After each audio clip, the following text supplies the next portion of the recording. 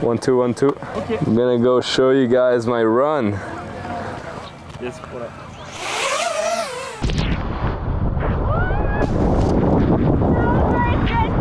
What's up everyone? We're back here for another run review, and this time I'm gonna be reviewing my run from Fieberbrunn, which was quite the roller coaster, so that could be an interesting one. With a lofty backflip. No! Definition of loose but lit here for Maxime Chablot. The Wildsloader is actually a pretty funny face, really big, it's really wide open, it's really long as well, so you'd be like, oh, there's so many options, but then at the end of the day there's really only few lines that go. There's a lot of exposure at the top, big cliffs at the top that you cannot really air. So yeah, it's kind of hard to pick your line.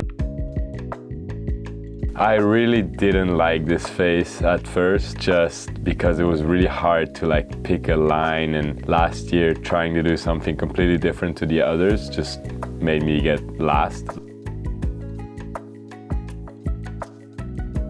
There's this gully at the bottom that really like attracts you to go in there, but rule number 1 in this face is do not get into this gully. Like nothing's ever come good. So yeah, it's a bit of a tricky face and you really have to learn to like it, but I think this year I did a pretty good run down it and I'm pretty proud of it.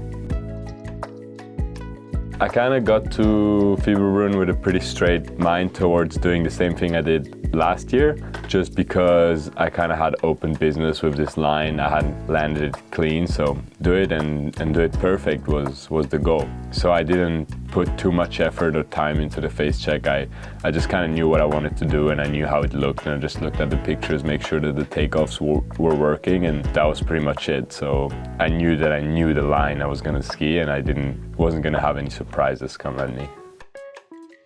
I dropped bib number 5. It was a pretty good bib, starting in the middle. On that day in Fieberbrunn, a lot of people crashed, so maybe it would have been good to start more towards the end and really see what the others are doing and kind of adapt to that.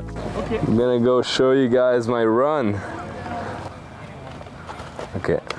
Yes, voilà. I'll start here because this was my first feature. I came down the ridge pretty fast. Did a pretty big air up there. And then here, it's kind of super tricky because this part is so rocky and not much snow. And then it was actually pretty lippy. The jump was really lippy and actually really nice this year. Would have been nice to do a double backflip maybe. Yeah, did a pretty big backflip. Landed around there, then a nice check turn. And then this was my main mistake right here.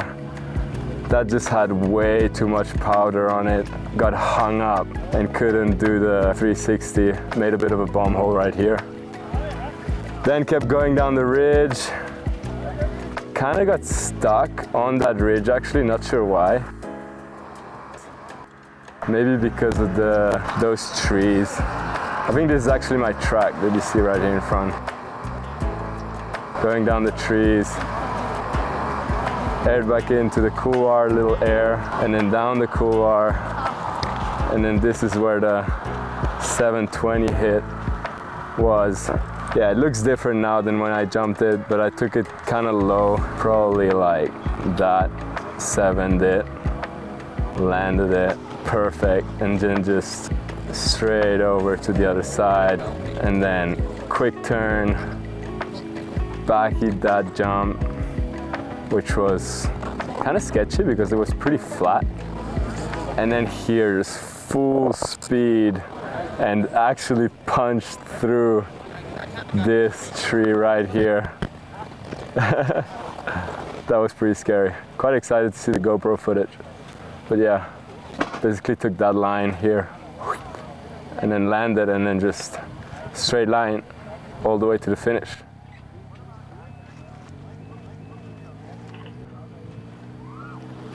Cool.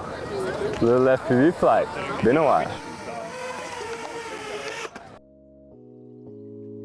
I think the judging was really correct that day. Andrew really deserves to win this comp. He did a really fun line without taking too much risk, but he's the only guy that got to the bottom without putting his back or his butt in the snow. So at the end of the day, you cannot really win a comp if you're having such a big bubble in the middle of your run. Probably if I landed the whole run clean without any mistakes, it probably would have been around the 95. Those little bubbles just aren't allowed to happen, and they cost me the win.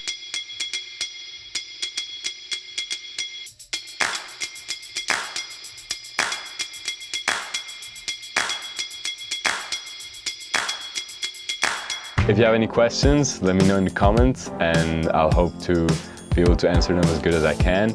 And I hope you enjoyed it, and see you in the next one.